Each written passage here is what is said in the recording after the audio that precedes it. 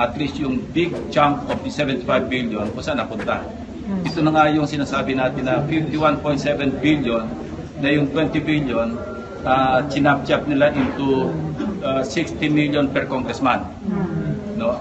And the remaining 31 billion, yun yung napunta sa Farm to Market Road, 2nd Legislative District ng Pampanga, Camarines Sur, Andaya Highway.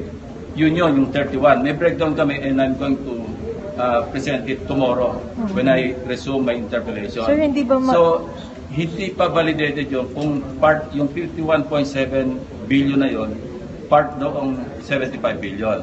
We are still validating it. I only suspect that because when they changed leadership sa House, tinanggal nila yon from the previous leadership at saka mga allies nila, nilipat naman nila doon sa mga bagong allies ng bagong leader, ng bagong speaker. So, hindi naman yun nanggaling na sa GAP kasi hindi pa naman talaga na ipapasa yung GAP at that time.